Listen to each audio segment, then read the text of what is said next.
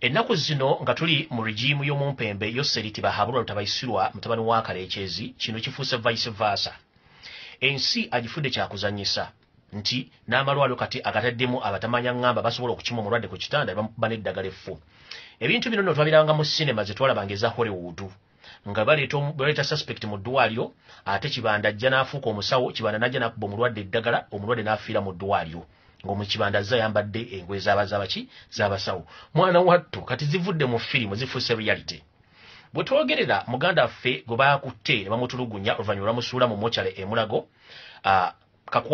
kakwaya alambula emirambo gye bagireeteddwa e Mulago oluvannyuma yeekanze omulambo nga gwenyeenya n'agujja mu mirambo n'agutwala mu kaluumu aka intensive care gye baagujja okutegeeza abantu baagwo nti omuntu wammwe ali wano omwami oyo gwe mwalabye muganda waffe oyo gwe bajjemu engalo ne bazinuula ne bamugjamu enjala ne bamuba ennyolo ne bamugolola omwami oyo bamututte mu ddwaliro ly'e Mulago bamutudde mu ddwaliro ly'e Lubaga yesterday bagezeeko muwa special care olw'ensonga Mulago teri safe bwe baamututteeyo okufuna obujjanja bw'enjawulo olw'okuba nti bano abasajja bakimanyi ba ISO CMY gavumenti bakimanyi nti luli nabagamba kansoke musimbe wakati nabagamba nti ekitongole ekikwasa oba ekitongole ky'amawanga amagatte ekya UN kyakubira omumpembe Yoseri Tabasira mutano wa Kalekyezi essimu ne kimugamba tugenda kujja okulambula ebifo byonna bye mugamba nti mukumiramu abantu nga mukyabanoonyerezaako obujulizi obalumika ebisobola okubira babakoze kye tuyita safe houses oba tocha chambers Museveni olwamanya nti abasajja bano bagenda kujja tebagenda muwa lunaku bagenda kujja buzi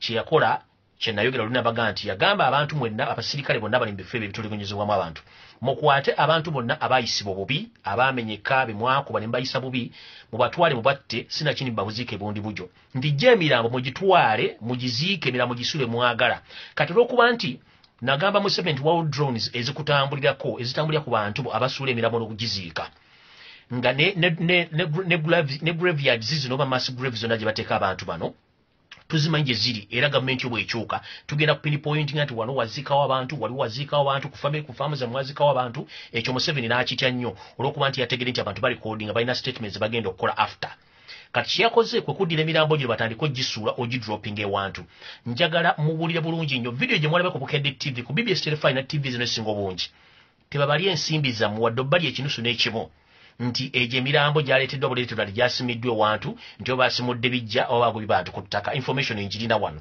njagadde soka bwakigula luki information enje kinjagadde soka baga tebabalya ssente nti egyo emirambo gyasimiddwa ku bijja gy'abajjajja baabyo oba bagiddwa ku ttaka no gye emirambo gy'abaganda baffe babadde mu Barracks Kasijjagirwa Makindye n'Ekyengera n'ebifo ebirala bya safe house gye babajje okubakuŋŋaanya obbateekaawo awo nzijja obulungi nnyo nabagambe kwatu papula n'ekkalaamu wenzijaawo kati ngenze ku muganda waffe ali mu ddwaliro muganda waffe Nusufa Nakato kansala eyalondebwa abantu b'ekawempe bw'amanya okumanya nti omuvubuka oyo yafuna obuzibu Nusufa Nakato n'atwala obuvunaanyizibwa ng'omukulembeze owa NUB omulonde n'agenda e Mulago ne balaba omwana oyo ne bafuna interview nti basobola okujja bamuwambire mu ddwaliro e Mulago n'asala alukujjukujju n'amutwala mu ddwaliro e Lubaga gy'abafunira obujjanja ngamba nti Lubaga ali safe njala gamba bannayuganda mwenna nti amalwaliro ge Uganda tegakyali safe wadde n'akamu nti tukizudde nti mukyala Nusufa Nakato wabadde mu ddwaliro eyo yafunye olukomo lw'essimu nti waliwo abanoonya omulwadde ono n'abagamba nze simanyi gyali so nga ate Nusufa Nakato yabadde alabira omwana ono ne famire ye kati Nusufa Nakato abadde ali awo ku makya ga leero nga zireese abasawo 3 nga bambadde amagandula g'abasawo abakola mu ddwaliro ly'ensambya nga banekedde bulungi nnyo kuliko omukyala muyita Dr.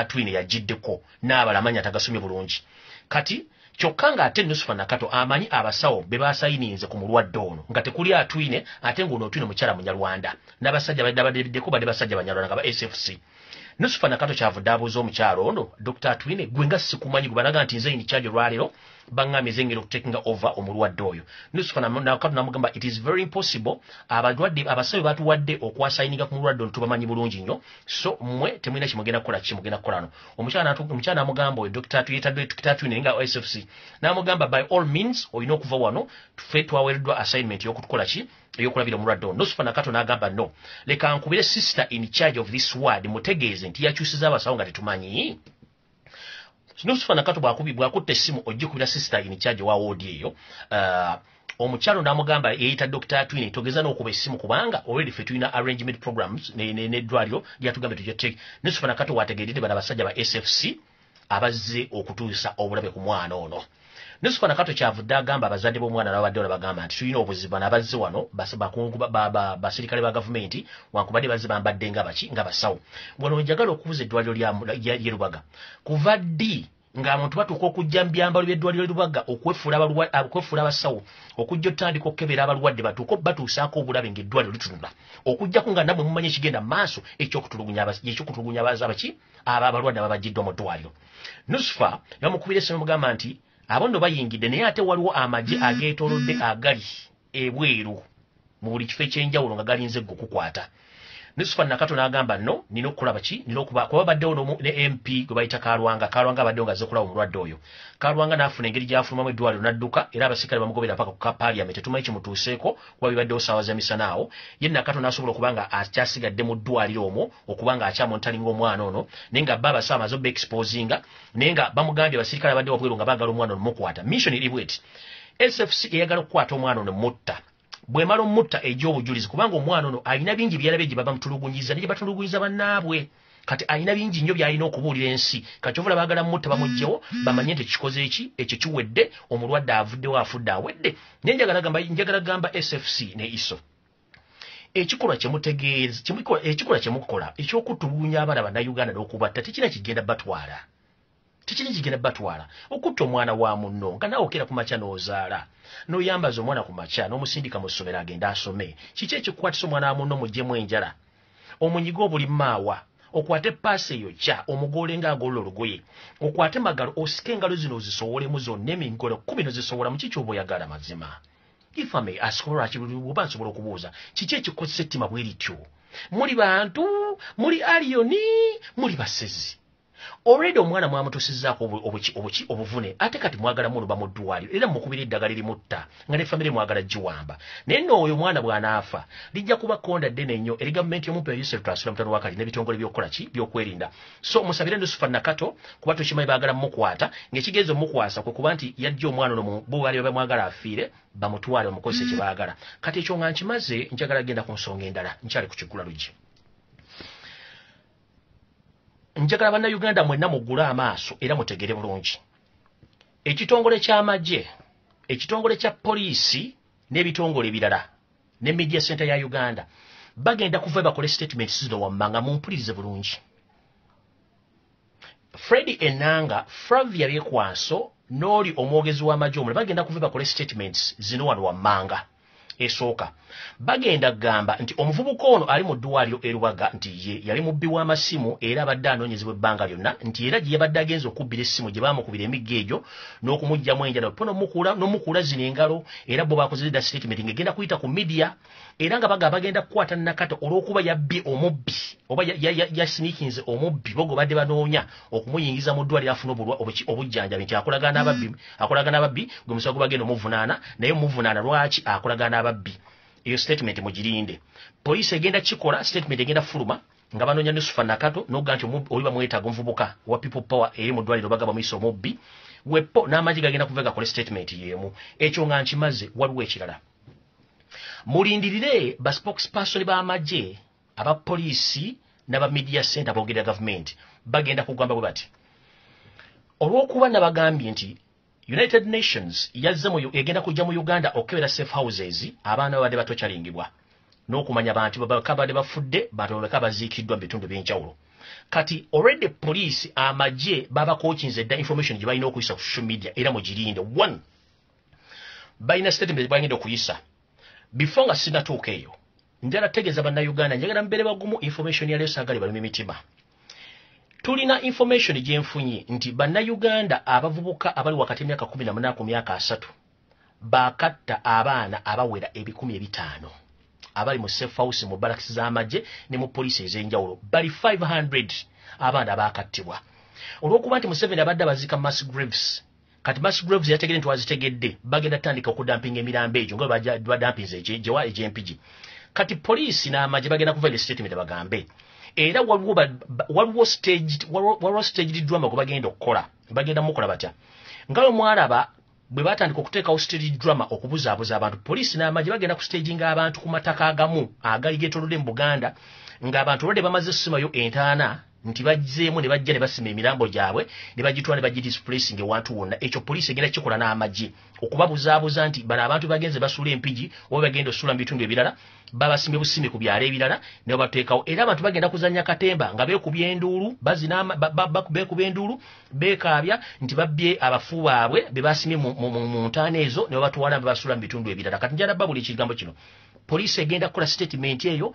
amagye gagenda kukola statement eyo era mugenda kukola abantu bagenda okustagingibwa okukola emizannyo eyo on behalf of the state on behalf of the state bagenda kikola drama agenda kuteekebwawo kyetuyita staged drama okudefendinga government okulaga nti bano abantu abaleeteddwa empigi balina ebijja gye babagobye ku mataka mu kubogoba ku mataka nannyini ettaka n'asimulako amalaala ago n'agasiba mu mbugo n'asibaka engumbagumba z'abantu abo ne bazisiba mu mbugo ne mu masuuka ameyo ne bagaleeta babasuula mu bitundu ebyenjawulo olw'okuba nti babagobye ku mataka ekyo bagenda okigamba bwe kityo ne in reality si bwe kiri gino emirambo gye nabagamba gye balinda mu safe house gye bagenda okutandika okudropinga mu buli every area of Buganda bagenda gidropinga in numbers nga newotuogerera olwaleero emirambo 26 gigenda kuva Nalufeenya nga bagenda gidispatch nga bagisuula mu bitundu ebyenjawulo nkiddamu emirambo 26 gigiddwa mu Nalufeenya otwogerera essaawa zirwe zigidde ku mpewo gigenda fulumizwa Nalufeenya bagitwale bagisuule wantu naye nga akakodyo ke baafunye kaakano wano bafunye akakodyo kamo nti bo bamala okutta abantu bano kati okubala bisanti abantu bano mirambo mikadde nnyo oba mirambo gyafadda basiba abantu mu mbogo zino bagenda bagula embugo ne babasibamu ne basiba ne masanda okubala bawula nti bano basiraamu oba bano si basiraamu ne babawula kati if you want to prove my information please kyetuyita omuntu afudde ebbanga eriweza emyezi 3 oba myezi 5 oba myezi embeka muntu ayawukana kubanga aba avudde enyambe bevudde ku magumba negina emirambo gye bagenda basuula gy'abaana bafa people power nga ne body ekyali intact emibiri gikyaliko bulungi nnyo kati kino njala kibagamba bagenda okusuula emirambo gino mu kitundu chairman ng'amanyi njala ku expose nga chairman w'ekyalo ky'empigi basudde emirambo egyo chairman muganda ng'oli musajja mukulu oyina emyaka mingi nnyo drama gwe wakoze nfunye intel okuva mu drone zange chairman bagenze okusuula emirambo egyo nga state emaze okukubira essimu ng'emaze n'okukokinga byogenda okwogera chairman njagala oveeyo swaze eggwanga chairman bagenze okuleeta emirambo egyo gisuulawo chairman nga state yakubidde essimu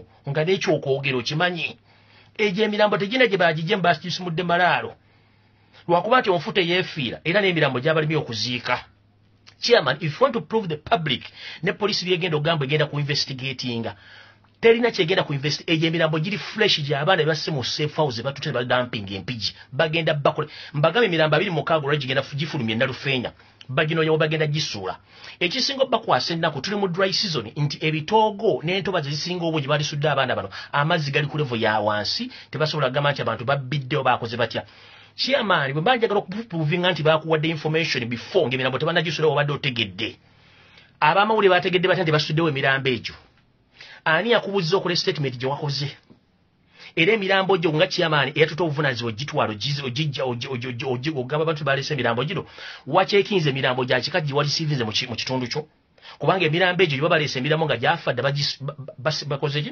basimbudde amalala ogatwala mu kitundu ekirala zibeera ngumbagumba naye bali baleese emirambo nga giri fresh gye basibye mu mbugo era ndowooza abantu wala si balamba abamu baafa bekoze beevuunisa babamanya amagumba kyebaba baleesa if you want to prove the police moving a police long babikule buli mulambo gwe munaasanga omulambo gumaze emyezi 6 tugumanyi omulambo gumaze wiki tugumanyi omulambo gumaze olunaku tugumanyi n'abantu abafedde ngumbagumba tezenkana gye emirambo egibadde waawo bwe tuba tusimbula amagumba g'abagenzi obugongero gajja ku kijja ekirala kitwala ku kijja ekirala zibeera ngumbagumba tegubeera mbiri gw'abantu era ne saizi y'engumbagumba eba teyenkana mulambo gwa muntu nga bwe gwenkana muki bwe baguleese so chairman already wabadde omanyi chairman jagadde ku exposing wabadde omanyi information state yakubidde dda nga bagenda okudampingayo emirambo egyo era njagala poliisi y'empigi egamba egenda temunoonyereza kino twakitegedde dda emirambo bagijje Kasijjagirwa emiraba gye bakiri mu Balaxi emiraba gye kyengera gye balisi ba droppings awo naye mbagambye nti bakatta abaana abawere 500 bibakatta Nalufeenya olwo bagenda kujja 26 twogera gifulumye bagenda gisula gye bagenda gisula kubanga bakimanyi nti balina okusula emirambo gino ng'obudde bukyali Olidde kati nno awo nvuddewo ngenze ku kirala ekyo nkivuddeko mu kitegedde era ngenda genda mu kkoera erimu wano kati awo tukyali ku kigula lugi video tennaba kamala okuexposing abantu bano mujja tuwulira bulungi ebya parliament okweyongeza emyaka 2 ne gifuka 7 mu kitegedde gusima oli bade bakiina mu nteekateeka sente ze bayisiza mu kimanyi mu nteekateeka bade bazirina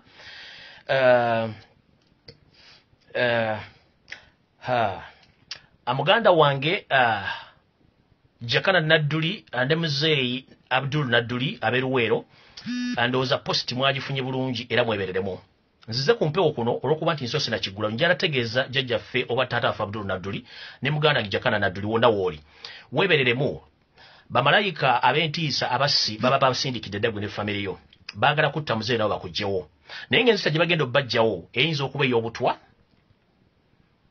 naye nga bagenda kirangirira nti taata we yafudde covid gwe bayinza okussa obutwa oba masasi naye nga ababagenda obbatta olwedde bazze dda mwe bali mu luweero so taata ffe Nadduli kimanye nti gavumenti yo gye walwanira mu nsiko gye mwali mu kasaka gye mwateeseza olwedde basazewo dda nti ofe ne mutabani wo Nadduli Jakana olwedde information yafulumye dda njagadde gifulumya omulala chairman wa RC5 omulonde OMPG muganda wange nkimanyi information ezo kuba wagifunye please be aware oli ku target oli ku hot target weberere mungu obudde bukyali bobo olina omukazi sigala ne mukazi wo tokwana bobo olyawa mukazi wo to mind your movement sotambula kiro political rallies political meetings esawa zino zeesonyo beera makago lwaki bakusange makago bakutte nga tebatukutidde mu kkubo then n'omwami owa nupu eyawangula omukyala Saida Bumba bobo owulira muganda wange ku video kuno kuwoli nga mebe wa parliament alina kaseke eyo wadda kaseke nga wangula omukyala gwe bayita Saida Bumba maama oba taata nkumanya esawa zino oyinza okuba toliko ne bakutusiza embese bakugambe weebereremu emirundi 7 omukyala yaganda okonsidinga era akimanyi nti basobola okujjawo Bokindi baddamu fresh elections Saida Bumba nadamu nakola kina nawangula so emotion eriwo yavuddemu iso n'abakuno bagenda kutta gomu kubali ku list so njagadde otegeeza abantu basatu abali ku list ey'abantu abagenda okuttibwa onakulwala nga security alerts njagadde nkibategeeza ekyo mu kitegeeza so muganda Jakana Nadduli be aware plus our dad muzeeyi Nadduli fe tukyakwagana wankubadde nti wali mu nsi y'olukwe but that's not the case. The case is to inform you government gye walwanira emyaka 2 emyaka 5 era n'ogisavinga yatoye order bagenda kujjawo ekyo kitegedde so nakyo mukitegedde ekyerubaga SF so kubanga esazeeko eddwaliro Lubaga hospital mujja tubula lwaki mukkiriza abasirikale okujja okuyingira mu ddwaliro nga bambadde engoye z'abasawo okujja okutandika okutokyalinga n'okubba abalwadde obatwala ekyo nabyo mukitegedde ndowooza katika tutandike video ndowooza katutandike video alewe twogerere sawa zino high command etudde y'amagye nga bayina ensonga zibagenda otuula mu high command etudde y'amagye otwogerere sawa zino kati njala musooke video ngitandike ntya bannange ye no kansoke mpisewo eno information video ngenda kukola video endala tomorrow bwe mbanga nvudde kuno nfuna information eda nsobola okudda ne kansoke njala mutangire buli muntu yenna gwe bayita omunyolo baganda baffe abanyolo tukimanyi bulungi nti obwakabaka bwa Uganda bwonna bubadde butambulira wakati wa baganda banyolo abatooro ndooza n'abasoga bwe bwakabaka obusinga obwanyi mu Uganda njagala kubagamba abanyolo mwenna mukimanyi nti obwakabaka mwe bulimu ebizibu ne muganyo kitegeera wetwogerera essaawa zino kabaka wa bunyolo essaawa zino wetwogerera bamujje mu lubiri lwe olw'ebunyo ne bamuvuga okumujja ebunyolo mpaka mu barracks gyali essaawa zino embuya kabaka wa bunyolo is under siege kabaka wa bunyolo ali mu barracks embuya yatuuse saa 7 ogw'ekiro nkiddamu kabaka wa bunyolo bamujje mu lubiri lwe olw'ebunyolo ne bamukunguza okuva ebunyolo ne bamuleeta mpaka mu barracks y'embuya era gyali essaawa zino naye essaawa ezibadde ziwera saa 11 kabaka w'ebunyolo bamukunguza okumujja mu kasenge gye bali bamusibidde ne bamuleeta mu kasenge omubadde muhoozi Kanyerugaba n'amuinterrogatinga ebibuuzo byamubuuzizza ng'olwedde Kanyerugaba alina information gy'alina ku table omukabaka wa bunyolo gy'alina okuddamu etya mujjukira nti okusaana okubwakabaka bwa Rwenzululu ani yabusaanyisaawo bulijjo mbadde mumanyi nti obwakabaka bwa Rwenzululu bwali bwagala kwekutulako no. There is a reason as to why obwakabaka buno babusaanyaawo and there is a reason as to why kabaka wa bunyolo essaawa zino ali under siege and under investigations. 1. nabagamba nti nze lwendifa mumala kunkebera kuba nkyayogera. Ekisooka kabaka wa Bunyoro bwe tubadde mu campaign trails ne zibaddewo omusajja omu eyamusinkanako mu nabyabufuzi bamuyita Amuriat owa FDC yamusinkana. Bwe yamusinkana bayogera bafuna indo meetings ezitakizwa mba amawulire bateesa ensonga zaabwe. Bwe bateesa ensonga zaabwe ezo kabaka wa Bunyoro n'abuulira Amuriat biki byayagala n'ebyama bya Bunyoro byonna politically, economically, socially nabimuwulira. Omumpembe Amuriat nga mukimeti FDC gwe mulimu gwayo Amuriat yagenda na reporting direct ewayo sente basiro mutano wa Karekezi bibateesezaako. Kati njagala mweteeke mu kafaananyi kato nga kabaka bakuyisa okubuuza ebibuuzo naye nga answer ze bakubuuza omusajja atunda ku answer wali ku question akubuuza nga answer ino gimuddamu. In case singa omuddamu answer efunga n'alina bye baamugamba kitegeeza oba okoze iki oba owedde. Amuriat ne FDC batwala information okuva mu meeting gye balina ne kabaka wa Bunyoro ne bagikuwasa Museveni mutabani wa era ebibuuzo muhozi byabuuza kabaka wa Bunyoro nga amutunuddeko amwe answer entuufu nga tayagala mulimba. Era we twogera kabaka wa Bunyoro ali mu interrogation room n'omumpembe homes kano gaba meeting interrogation etandise ku saa 11 nenga jukire bamulesa musanvu gwa kiro yatuse mu Mbuya Barracks musanvu gwa kiro ku saa 11 asinkanye muhozi na mu interrogatinga nga mbuuza ebibuuzo ebikwatagana ku meeting gye baalimu ne Amuriat kubanga mu bakandidate bonna abaali beesimbyewo ndowooza Amuriat yekka yagenda okusinkana omukulembeze ono. Kati njagala bba reference ku kino ekintu.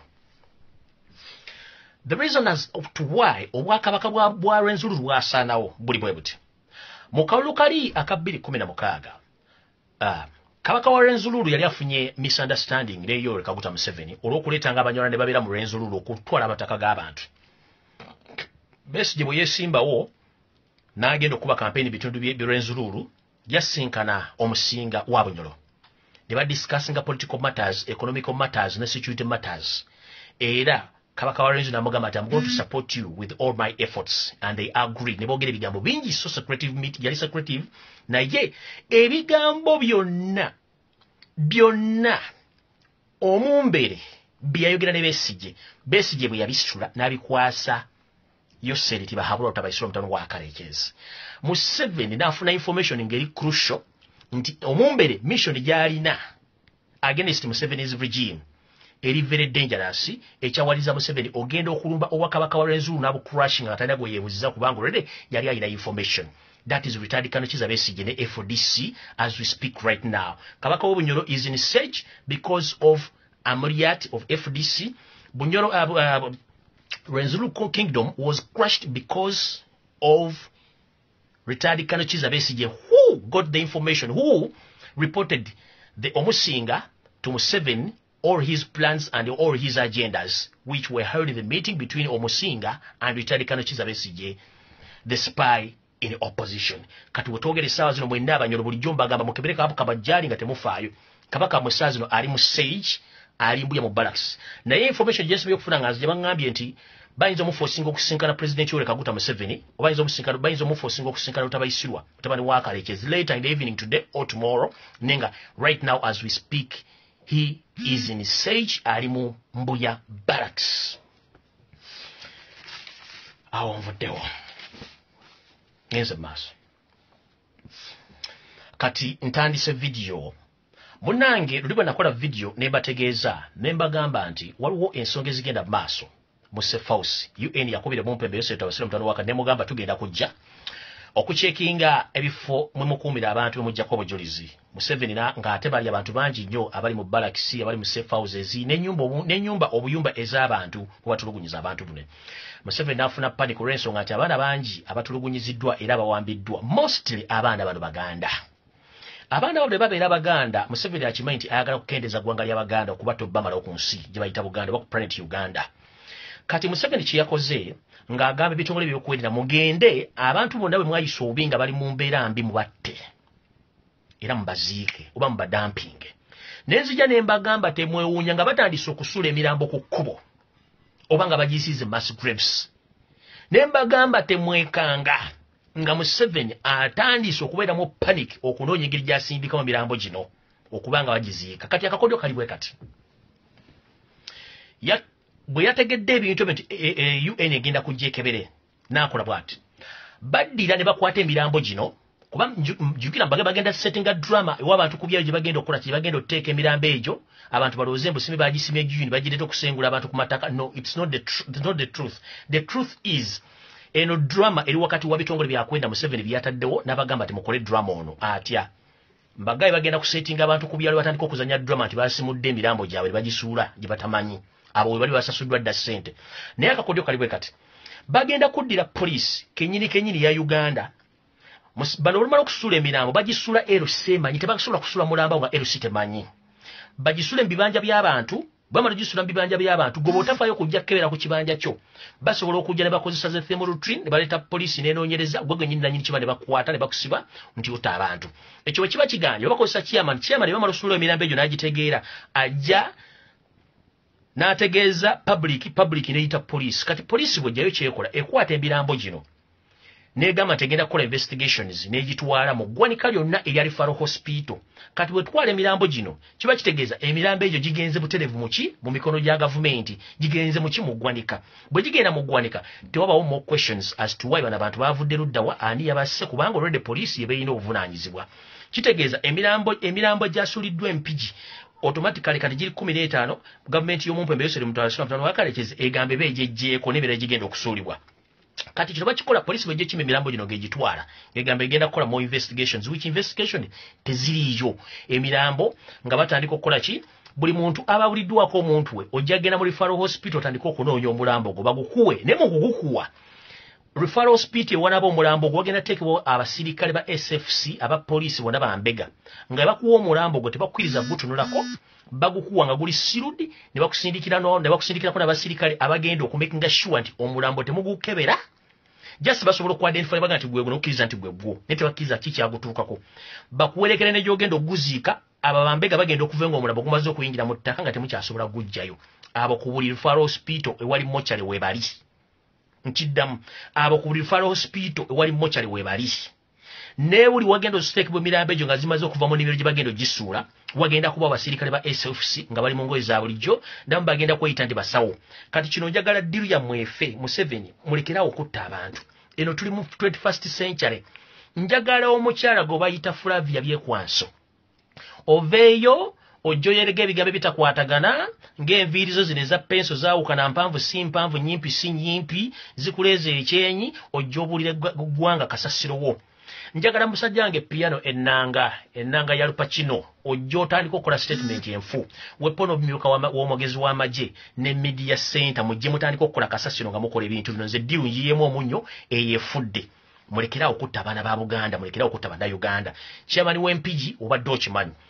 Kati njala tegeeza abantu b'emawokota mwenna n'abantu b'empigi omuntu yenna eyakubulako during campaign troya Robert Kyagulanyi Ssentamu nga even Robert Kyagulanyi Ssentamu tannajja mu kitundu ekyokuba mu campaign mugende munoonye wali America kyambadde ababulira abaana bamwe gye bateeka bw'aba babuze mugende mukwate omukyala gwe bayita Flavia Byekwanso omwogezi w'amagye kuba baŋŋambye nti gwe bawadde command area y'ekitundu ekyo era yali mu command ekwata okutulugunya n'okutta abaana oyo nayogerera amagye Flavia Byekwanso mu bitundu byonna by'empigi Gomba Mawokota. Flavia Byekwanso njagala ojje ku media otandika okwogera ebintu by'ekisiru nga gwoli mu command ekwata okutta n'okutulugunya bannayuganda basangibwa mu bitundu by'Amawokota nga n'empigi mwali. Njagala ovyo otandika okukola statement ezitakwatagana ng'empale za mukama wo ojja otandika okukola statement ezo n'owamagye mujje mubikole kuba mwatandise dda mbadde muzifumba.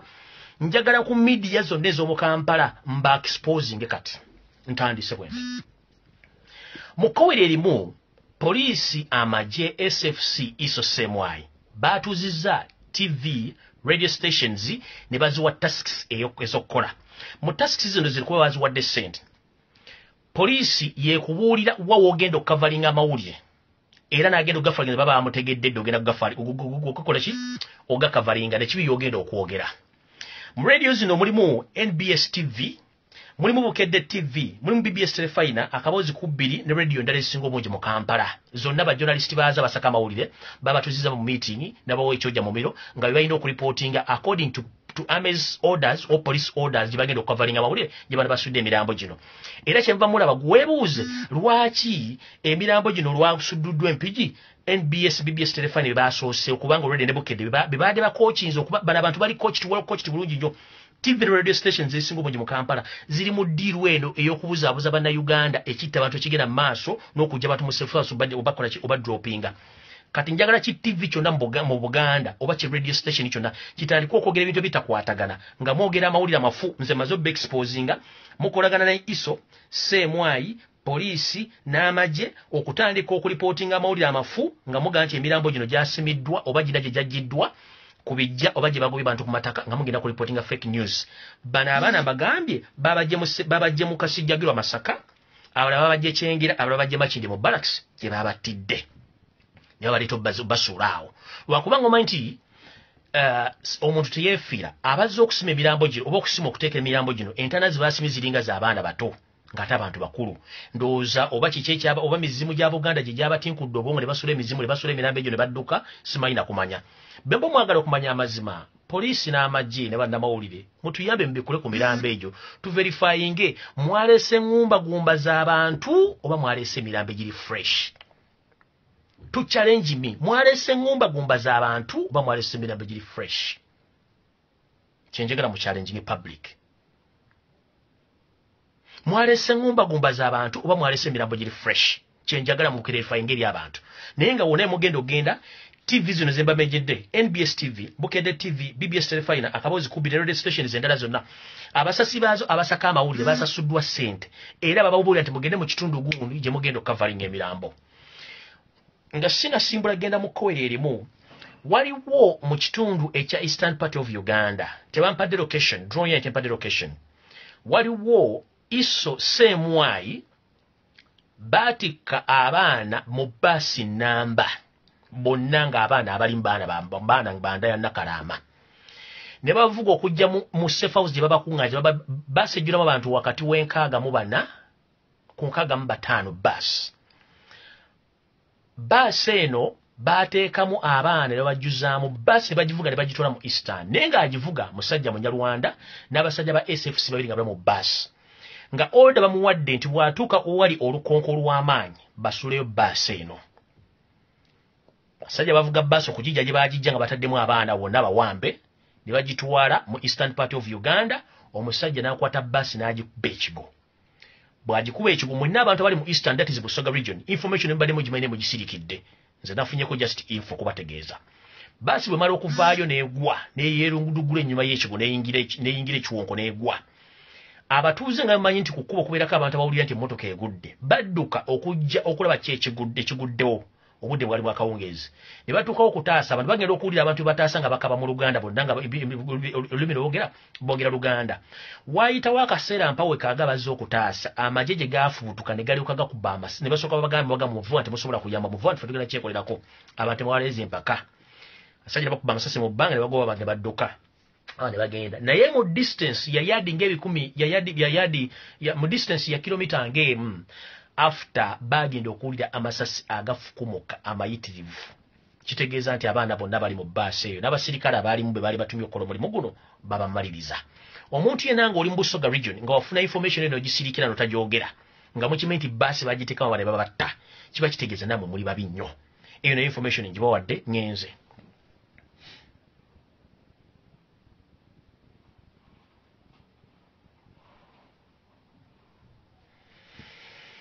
Kati eno njagala information njiba buli muna Uganda yenna. Ng'olina ettaka deneko nengo bali tulirambula. Mbadde nkusaba after to 3-4 days oyite ku ttaka lyo likebere. Banditandika okuzikamu emirambo gino nga temutegedde. Then after ne bajja ne baba huntinga okubasibako emirambo nti mwatta abantu. So buli muntu yenna alina ettaka eddene mu Buganda basobola okujjako ne bazimbako emirambo gino. Oluvannyuma ne bajja bakwata nti wasse abantu. Bannamawulire mbagambye bali mu kintu kino era tebabalimbirako ddala. Poliisi tegigiza nejja negambwe enoonyereza ku bantu abasuuliddwa empiki. Aba baana ba People Power baana bannayuganda abasapootinga Robert Kyagulanyi Ssentamu abasuuliddwawo nga bapoliisi erina kati balina ne store erimu embugo erimu n'amasanda bakolagana SFC okukwata abaana abo basiba mu mbugo zino n'essanda okubasuula okubaloosa nti abaana baki baana gye babasemudde. Poliisi egula embugo era kati embugo za bbeeyi nnyo we twogera essaawa zino ziri katale bazigula. Bagula embugo balina amasanda g'engoye zino bwe bawulira mbu simanyi bano basiraamu bano si basiraamu. Embugo bazigula ku bbeeyi ya waggulu okukola emirimu gino mwe bagenda okuzika abantu bano. So tebawumu nnamawulire n'omu balimbako nga bakola statement. Kye ssaagala ye munnamagye wa poliisi oba media center ya Uganda egenda okuva etandika okubuzaabuza abantu ku mirambo egisuulibwa. Gino emirambo gibadde mu safe house nga baga nti baakatta abaana 15,000. Museveni anoonya wasula emirambo gino tagiraba. Naye mbaga gino mwawuliddeko 10-15. Waliwo abi mu mukago gufulumye Nalufeenya. Nalufeenya baŋŋambeko nti kati efuuse butcher. Eno gye bajja bode organs bamazizi basalamu ne baleka basindika. Ne basindika abantu bano batwale babasule gye bagenda basula bakita dispose the cockroaches bate bagamba. So olwali bagambe abiri mukaga gifulumye Nalufeenya ne gigenda mu drones bagenda zitwalo giziika obojji kasuka. So bwe mudda mule musange emirambo gyonna mu kitundu ekirala kyonna ne mulaba Katemba yena kubukedde BBS telefayina musimanyi wowe batugobye ku ttaka n'amalalo gaffe bagasimudde sime biki agamalaalo bennyini ge baga basimudde abanna Katemba basasudde bagenda okubanga basimye ebinnya ebyo oba bibinya nga 20 ku 10 ku 15 babalooze senti basimudde abafuba babajjawo babatwala babasula mu bitundu ebiramu. Mpulidde bulungi wokirabako ku TV wonna wokiwula ku radio station wonna nga poliisi ekyogerako media center ekyogerako amajiga kyogerako mu mayiba kavalinga apo genocide eri mu Buganda egenda maaso. Mumpulidde bulungi awo sigenda kulwawo bannamawulire bategedde.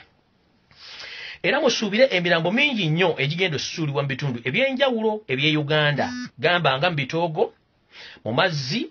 Era nga bagenda okikola nga LC1 ne poliisi bamanyi kiki bagenda okukola. Era bakiyamani LC1 babeera bategeezeddwa nga n'ebyokugira babimanyi mudde mwetegeeze kyamani w'ekyalo wa MPG ebigabo byayogedde nga tebikwata kanubanga mbagambye drone yange yaŋŋambye ono yamaze coachingo ebigabo byagenda okwogera n'abantu amu ebigabo bibadde bwe boogera tebikwatagana. Mukitegedde nti eno fresh information gye babawa babeera coached bulungi nnyo nga bamaze okwogera ebigambo bino okujja mu public okutandika okukola. Kati ne weewuunya abantu abakulu mumanyi obulombolombo n'ennono obw'emirambo. Chairman ne bakulimbisa ojja olimbisa eggwanga mu bintu ebitategerekeka naye ng'okimanyi bulungi nnyo wadde ofunye information nga bagenda osula emirambo gino. Poliisi nejja n'emmotoka naye tamala kulutadde embwa ewunyiriza emirambo gino gyavudde kubanga tulina sniffer dogs. Sniffer dogs emirimu gyazo gwe kuleeta abantu kwe kuleeta embwa neewunyiriza abantu abaleese emirambo gino baayise ludda bazze batya. Temwakikoze mulese bulesi kabanga lyammwe kuteekako mirambo gitwala mu Mpigi Referral Hospital n'ebitundu ebirala ate bananyini bagenda gitegeera batya. Si kino ekitubuzaabuza. Ngenze maaso mbagambye ekya security agencies zonna zigenda kuba zitasingiddwa okuba nti zimonitalinga abantu abaweereddwa emirambo gyabwe. Obutaji bagenda kuba monitalinga okuva bakuwadde omulambo gy'ogutuusiza ne gy'ogenda oguziika nga tebagubikuddeeko kubanga tebaagala kumanya abantu bano baafudde biki. Mbagambye abamu basala babajjamu ebitundu eby'omubiri ne babitunda ekimwa kitegedde bulungi. Era mu kitegedde nti gavumenti etegesa abantu bangi bagenda okuzannya Katemba gwe bagenda okuzannya simanyi batugobye ku ttaka basenguddeko amalalo gaffe simanyi ffe ate emirambo gyaffe tetugiraba gino bagenda bizannya naye poliisi egenda kibaamu ng'ekola organized crime okuba nti ekavalinga ebintu bino byonna. Poliisi n'amagye bali mu nsonga zino. Ngenze mu maaso nammwe bennyini bannabyabufuzi abali mu NOP mwegendereze nnyo abalina amataka ge mwaleka gye mwagaleka. Mukitegeere bulungi nnyo nti bayinza obbakola kodyo keekamu ne baziikayo emirambo gino ne bafunirako bakwata olw'ensonga nti bano abasajja bali mu panic etabangawo ne baziika emirambo mu bibanja byammwe. Mukitegeere ng'obudde bukyali musindikeyo abantu abasobola okunoonyereza oba okukuuma ettaka lyammwe ng'obudde bukyali. Na kino kigenda eri balooya bonna aba NOP. Balooya bonna aba NOP mwanti oli ku musango gwa NOP eno message njagala egende wo 1. Baŋŋambye drone eŋŋambye gamba balooya ba NOP bonna bali ku musango. Oli bw'abanga mufumbo anyweze obufumbo bwe. Oli bw'abanga si mufumbo anywere ku bwasingo bwe. Museveni ategese abantu abagenda obbamaliriza bifunga n'omusango temunnaguwulira. Whereby bategese abawala ebijujulu oba abasajja abasobola okukwana okubatuusaako obulabe within this period. Basobola okufunira omukazi n'akuseducinga nakwana gwe nolowooza nti owasizza omukazi kuba owasizza mbega wa Museveni agenda okumaliriza. Osobola okuba omukazi ng'oli singa ne bakusindikira omusajja ng'alina ssente empya n'enkadde n'akulaga buli kimu naawe n'akumaliriza ng'obudde bukyali. So drone eŋŋambye tegeeza balooya ba NOP mwenna bali ku musango gwa NOP mwegendereza ekyokununa amabere mu kiveeko n'ebyebiwojjolo mu biveeko mpaka further notice ng'omusango guwedde kubanga basindisa batamanya ng'aba bangi mu field nga bw'oba oli waakulya mmere giri mu maka g'obadde ogirya. Bw'oba onywa caayi munywe mu maka g'owomunywa. Bw'obanga olina omukyala beera ku mukazi wo mpaka ng'ebintu biwedde. Otherwise bw'onoomanga n'odda eno n'odda eri abasajja bali mu yinja time bali mu panic basobola okukumaliramu bo ne bagenda nga nabo bakututte. So balooya mwena please mbaga bw'obanga oli single stay single. Bw'oba oli married sigala ne mukazi wo chai munyo waka tosugenda genda ku mikolo tozunga mbusibula ku mukolo omukolo jaggulya nawo ojja kumaliza kukulidde mumpulidde bulungi so mwenna baloya banupu bangambye bategeeze bwoba oli singo sigala ng'oli singo bwoba oli married sigala ku mukazi wo essawa zo z'otambulira zimonitoringe bulungi mugende mukebere ku mayumba gamwe oba ku bibanja bwe mubaleka mu kyalo basobola okuteeka ebimeeke byabwe ne babiteeka mu gundi ezo so mukitegere bulungi ngenze mu maaso mbabuulire wano. Okay. Emirambo 26 gye mbagambye egivudde e Nalufenyo olwaleero gyo gifulumiziddwa emirambo 26 gifulumiziddwa kati wano ngenze ku nsonga eno nakoze video ya jo nga ndi mukawufu ng'omususa nja kusooka okwetondera public munansonyiwa nabadde mukambwe nnyo olw'ensonga kinkakatako kubanga bwe ndaba bannayuganda bafa mu nfa ey'ettogge tekisobola kumpulikira bulungi niyo olw'okuba nti ntwala obuvunaanyizibwa okuba nti nkola research n'okufuna amawulire gano gabaleetera si kyangu nange ndi muntu ng'omuntu so munansonyiwa okuba nti nabadde mukambwe nnyo ne nange nina embeera z'obuntu oba gwe bayita ak'obuntu nyiiga era nadde munyiivu nnyo olw'okuba nti bannayuganda naddala abasangibwa mu kitundu kya Buganda abamemba ba paliamenti abalina amaanyi ag'Ekiganda tebafuddeeyo ng'abaana bannambe bamalibwawo olukiiko lw'Emmengo terufuddeeyo nga bazzukulu ba Buganda bamalibwawo bajjajjaffe ab'ebika tebafuddeeyo ng'abaana ba Buganda bamalibwawo Katikkiro wa Buganda oba Katikkiro eyita wa Buganda Charles Peter Mayiga tafuddeeyo kulaba nti alwanirira abaana ba Buganda be bamukwasa nga tafuddeeyo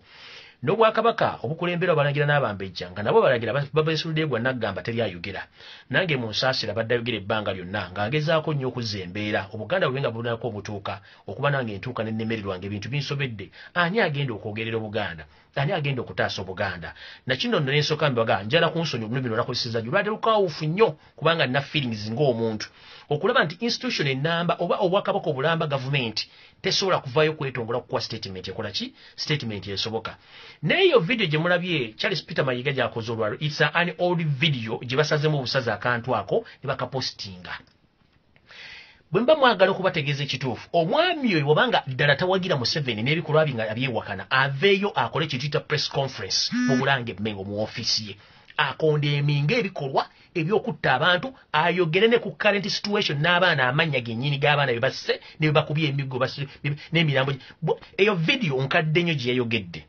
njagala ye bw'abanga yeegaana ebikolwa bya sitaani bwaweereza aveeyo ayite press conference mu Bulange Mmengo ayogere ku mannya g'abaana sofaga kafuluma public ababasse emirambo egyasuuliddwa empigi nga si miziikule buziikuzi oba gyakoleddwako transfer ayogere ku mbeera egenda mu maaso ya safe house n'okutulugunya bannayuganda awo tujja tegeera nti yakoze video n'ayogerako eri Obuganda eyo video ngimanyi yabadde enkadde tebabalya ssente kubanga gavumenti ebikola okuyamba gavumenti okubeera mu buyinza n'okugiteekako okugiteeka mu buyinza okuba ng'esigalawo obutali na linnya lyayo kyenjagala y'ensonga lwaki nabagambye nti nze kennyini nze nakoze video eyo nga ntegeera bulungi olwokuba nti nina feelings ng'omuntu Obwakabaka busirise buli omu asirise naye abaana bali mu kukola ki abaana bali mu kuttibwa bwe twogera embaga nti emirambo 26 giri gyadde 15 bakyasuula mpaka nga badispose n'emirambo 500 ate nga n'abala bakyapooca n'ebiwundu so y'ensonga lwaki navuddeyo n'embeera mukawufu nnyo ng'omususa so nsaba okubeetondera mwenna abataawulidde lulimi lwange lutuufu lwentera okukozesa nti ndabadde n'obulumi mu mutima obw'enjawulo kubanga nange ndi muzadde nammwe muli bazadde ate ensi yange nga Uganda ensi yange Uganda ennuma eno si ye Uganda gye twagala tuli abakulembeze bangi mu Uganda okuva Sir Edward Mutesa bamukwasa eggwanga lya Uganda n'omugenzi Milton Obote eno si ye Uganda gye baatukwasa eno si ye Uganda gye twagala Uganda gye twagala nga omuntu asobola okweyogerera ensonga ze n'atambula n'agenda Uganda gye twagala ng'omuntu asobola okulya akawogo kwe n'enkya n'akira n'alya akabuzike nga tewali muntu amukubye ku mukono ye Uganda gye twagala Uganda erimu okuwamba okutta n'okutulugunya abantu tegenda kukkirizibwa mu Uganda ekyo kibi nnyo gyensonga lwaki njogera nandibadde nasirika dda ne nina obulumi ku mutima ng'omuntu bino ebintu birina okukoma eno si ye Uganda abazungu gye baatulekera eno si ye Uganda bajjajjaffe gye baalwanira nedda kino kintu kirala nnyo tubadde abakulembeze abampamba babadde abazibu ennyo naye tebabadde batuuse ku ssali ya musajja ono nedda kino kiswaza mwekube mu mitima okutta abantu tekina kikigenda bayamba gwe okuba nti eggwanga erimu tulyagala naye ng'eggwanga eryakulwanira okuva mu 86 kuva mu 8 paka mu 86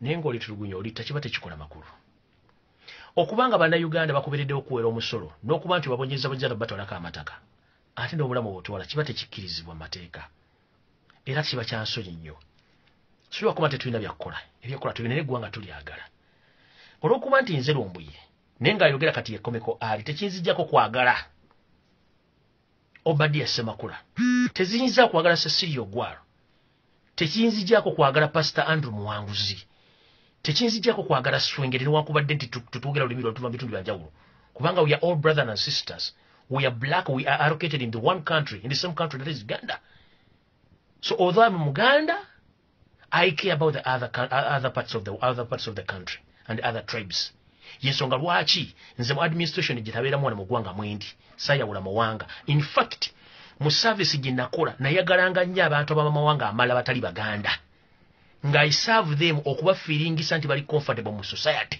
era nga abantu bambuuza lwaki ofivalinga nnyo abantu abatali baki nimbagamba no bano abantu batwekengera naye nino ba comfort ne mbategeeza nti tuli ffenna era kye mbadde nkola nze nina feelings ey'abantu abatali baganda nga mbaagala nnyo n'obbateeka mu society babeere comfortable era abaganda kye batandikirako y'ensonga lwaki twafuuka obuganda era ensonga lwaki abantu babayengala mu buganda bangi nnyo naye kino ekintu Museveni kyakola eky'okugenda against eggwanga erimu oddisaanyaawo Museveni tekirina kikigenda kuyamba abaganda bangi baaliwo abasoga baaliwo abanyolo baaliwo abantu mu north baaliwo abantu mu west baaliwo abasoga baaliwo Uganda wagisanga eri intact negwe okujja ng'olina personal interest eza divide and rule n'okutta abantu tekirina kikigenda kuyamba tuli bantu ali nawe oli muntu weekubeko mu kifuba ogamba lwaki otta abantu mpulira obulumi nze saagala kulaba ku muntu attibwa omuntu yenna alina instinct ezitta oba toli human being olaba nze n'okumanya nti gundi muloga agenda n'agula eddagala ly'okuloga oba alina amayembe ayagala kufuna ssente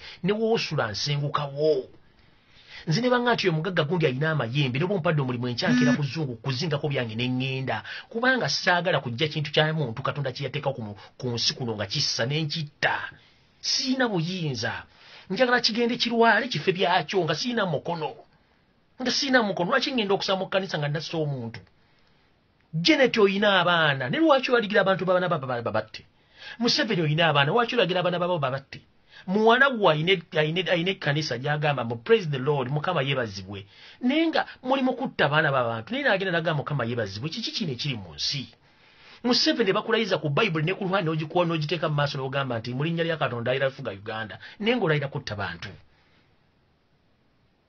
kayinda otafiire Genocide Musare, what went wrong? What went wrong in Uganda? This is not the Uganda we wanted to be in. This massive killing, the genocide must stop. No one has a right to kill any human being. We are all equal. There is no need to differentiate from other people, from other tribes, that these are superior, these are not superior. Why?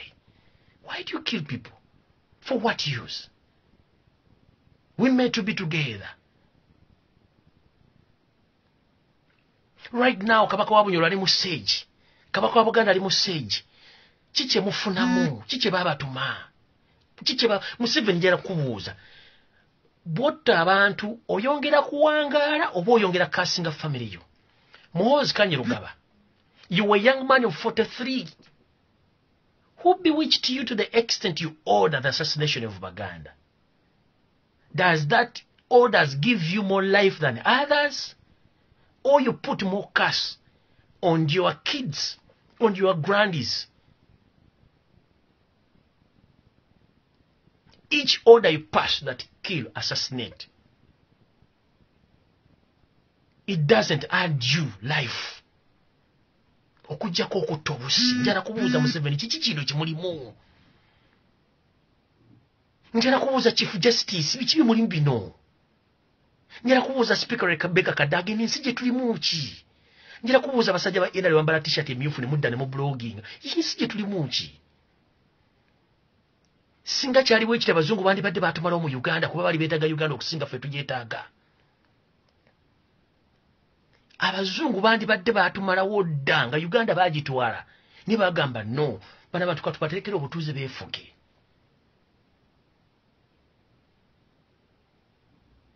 okutta omuntu ekina kye kikwongerako okujjako okasinga famire yo muhoozi oli myaka 3 oli myaka 42 Bannayuganda bota tebana kye bakwongerako okujjako okasinga famire n'abaana bo n'okuba kati mwetadde mu bulabo obw'ekika ekyawaggulu Museveni at your age olina abaana olina abazzukulu bondo batadde mu the same bracket odidde amagi gonna nga kutto gatadde mu kisero kye kimu abaana abo tebalina kye bamanyi abazzukulu bo tekuli awadde order yakutta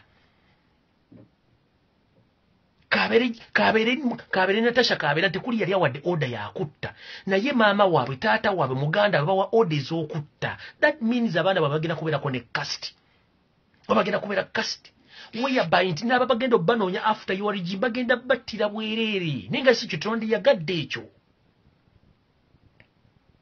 tekinsanyusa ajja kunoonya muzugu mwana wa Natasha mutta tekinsanyusa kubanga talina byamanyi bino tekinsanyusa agenda kunoonya mwana wa Robogu mutta kubanga is innocent tekigenda kunsanyusa kunoonya mwana Muhoozi mutta kubanga ali innocent olwokuba Muhoozi yawange biragiro by'okutta tekigenda kunsanyusa kunoonya mwana wa Salimu Sale oba muzukulu wa Salimu Sale mutta for what use because I'm paying back why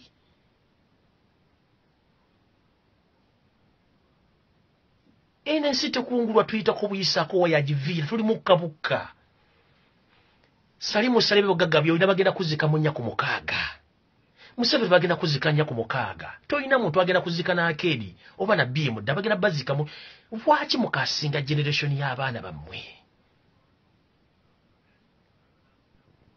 waki mutuletere emitima okulowooza n'abaana bammwe oba bazzukulu bammwe balina okufa waki musikiriza nnyo abantu bateeka mu bulaketi eyo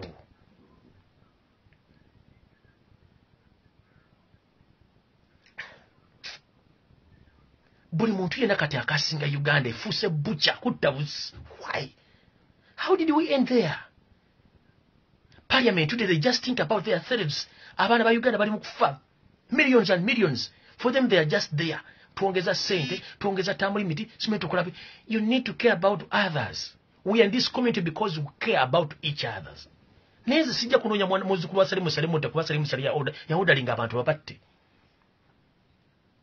sijja kunoonya mwana Natasha mutte kubanga jjajjawo yalagira batta abaana ba Buganda lwaki temusubula ne mutuulako ne mutuula mu mugere bitukola bisaana lwaki temulekera okutta abantu mwe singa ensita gye mutamu abantu muzungu gye yattamu abasinga Uganda temwandigisanzeewo temwandigisanzeewo that's the fact why do you have to kill Ugandans to that extent gwa SFC bakuwadde ogenda onoonyezaako omutottazaake wakigwa omuzaala mugenzi omwana musanze mwagala mujja lubaga mutti lwaki if you fear to be exposed why do you kill people stop killing people nobody is going to expose you nobody is going to investigate but you keep on killing people need to investigate what is taking place so to avoid such circumstances stop assassinating people nobody is going to investigate nobody is going to expose you nemudidde generation y'abaana bammwe n'abazzukulu bammwe mubatadde mu category nti bannayuganda bagenda banoonya why mukolerera kyolwo Patience oyina ekkanisa noga praise the Lord mukama yebazibwe Janet oyina watoto church ziri mu Uganda wonna muteekamu emiti emitono muga praise the God mukama yebazibwe naye nga you preach vice versa lwaki you have a Bible nojja nosaba Bible naye nga ogenda kutta bantu Museveni the same Muhoozi the same ne mugenda mu kkanisa ne babatiza abaana bammwe kale kayihura kale ichezi you've been participating in the murdering of Ugandans but you are there you go to Sunday every day in church and you pray bana abantu bavuga ddone bagenda mu church bayina n'abaana nova ku mulimu omusika na kubisa kulira will be back my husband I'm so tired but tired over kolaki kutta naawe oyina abaana okutirimu oti okyusa kyano naye nga liwe batakyasobola zikyusa tata bwe wawasimwa muse olese mmere oleseko kabaana bo bali abaana b'omuntu bali ali mu kkomera bali mu kumutta ne gwe bali mu kulya kikyosiga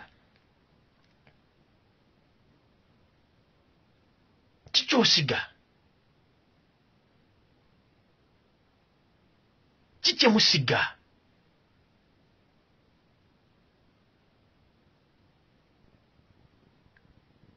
nova ku mulimu ova kuvuga ddoni owambe mwana w'omuntu omufumise ekiso afudde n'okoma owaka n'okonkona ne bakuggulira n'otuula ne mukazi wo ne muli emmere muli ku TV munyumya n'abaana bamwe baseka. We'll be back daddy. You are welcome. Naye ng'omwana gw'olesse mu safe house gosse alina omwana abadde amusubira omuga nti we'll be back daddy. Mwana mwala gw'olesse nga mukabasanyiza mu bintu by'ekiseegu mukutte mulepinze mu masaze k'amabeere alina omwana amulinze mu maka ge amugambe we'll be back mami. Naye nga mami ali mu tocha chamber ali mu kumutta. Naye nga amussa alina asanze abaana be. Naye wakamubulira omukazi n'omuteeka mu kifuba naye nga eriyo gw'olesse ova okutta. And you sleep comfortably. N'enkya n'ogenda. On the daily thing n'ogenda Monday to Friday mwezi mwaka muli mukutta abaana b'abantu. What kind of the world are we living in? This nonsense must stop.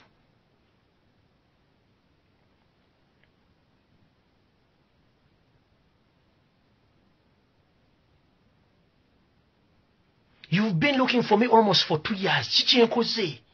Because I'm giving the information.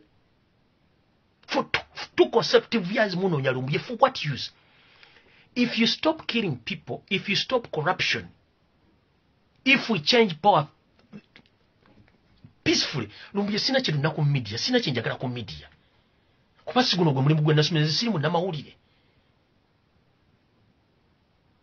I was once a politician nembivamu nga ndabya kijaji. Olwokuba Kyagulanyi era essuula empere nga kambiddemu mbiyingire. Bono sina kye nfunamu ku media. Naye nwandirira ggwanga lina okuteekako ettafaali njogere. Okitegeera? Nezindi ebintu by'okutta abantu byandibadde biyimirira mulekeraawo. Ensi tekungulwa tugikyalako obukyazi akuwa yagifiira tuli mukka tuli bimuli ekimulisa ku nkyologolo ne kisirika. Ekyo kibalimye okutegeera lwaki mutta abaana b'abantu. Awo nvuddewo ngeze ku maaso. Nendooza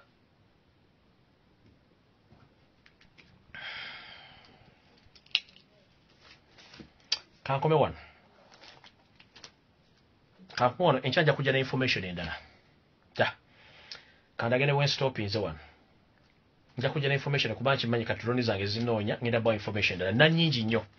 Naye ekyebirabe gisulibwa mu kiteeke mu bwongo kigenda kubeerawo kigenda kweyongera. Ekyakutta abantu kyo tutandika oku advocating okusulukira okutta abantu. Tulekerawo oku advocating okutta, tulekerawo oba tutandika oku advocating okulekerawo okutta abantu.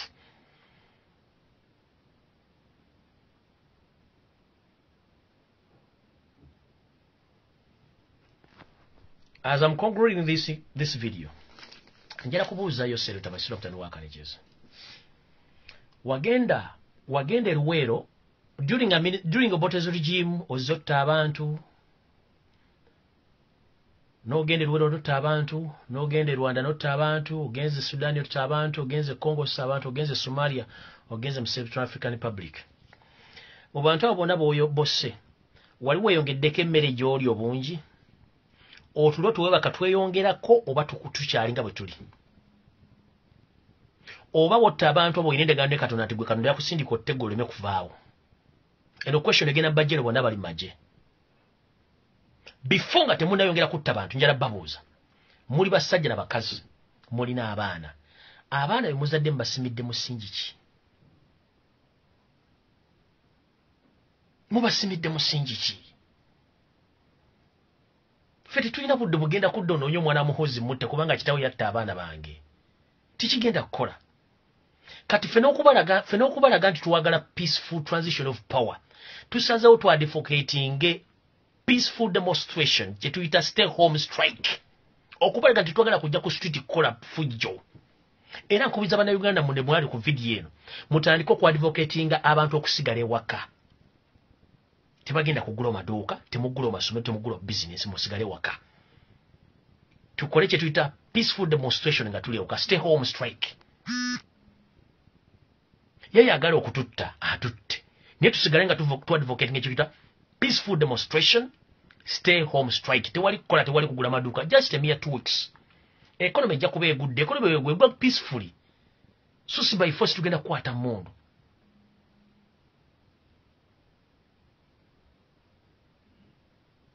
Tetuli batemu.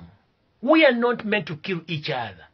The only person in the entire planet who has the orders of kill is God. No one else.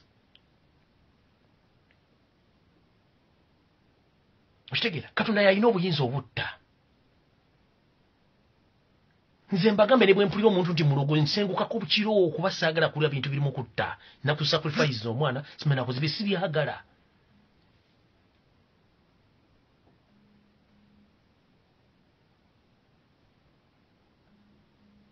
We Ugandans, we are not murderers and we are not killers. Just because we got intruders, the bandits, they are the one now assassinating Ugandans. But if you fail to understand that you entered in Uganda and you settled in Uganda, why do you go against the indigenous Ugandans, whom you found there seated peacefully?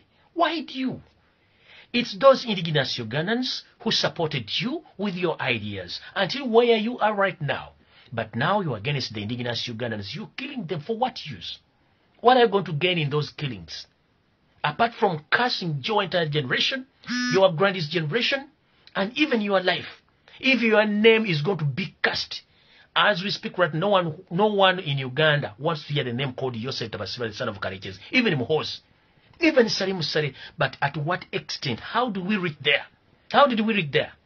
That okulira enya la Salim Musari libange liwunya, okulira Eritumwere linya liwunya, okulira Museveni liwunya, okulira Muhozi, David Muhozi, Sabiti Muzei amanya gawunya. Why? Even ne bazukulu mu kubawulira ko bwentu mwana Muhozi na yomwana yagenda kubanga ina image embi. Musokemo ku emitima nti muza singa mbadde bagumba mwali bali muganti okay we are less concerned about the other generations. Nengo ina abaana no bateka ku kasa ekikula bwe kityo. Ngolina abaana bateka ku kasa ekikula bwe kityo. I will crush Baganda as I used to do. No jamo public, a mere person eat a president. I will crush Baganda as I used to be, as I used to do. Sometime back. No chogera, no emphasizing. No jam public, a group ya Chaguranyi, Njakujimarao, what will get. A group ya Chaguranyi, Morinde Njakujimarao, which you are doing right now. I don't know whether it's you or speaking or a demon. Because a leader can't speak in public can't speak in public and utter such statements. A group ya Chagura Njakujimarao as if you are God. It's only God who has orders of killing someone or taking someone's life, but not you. You are just a leader, but you are misleading people.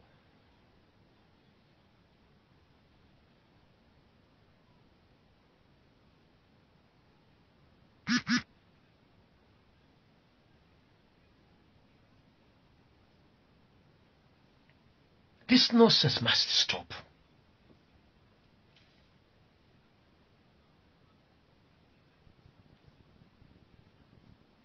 Enchangenda kudda sagala bamalira budde saaziweze bbiri naye muteeke mugende maaso nga mwadvocatinga ekintu kya sit home strike. Tetwagala kugenda mu batu nabano basajja.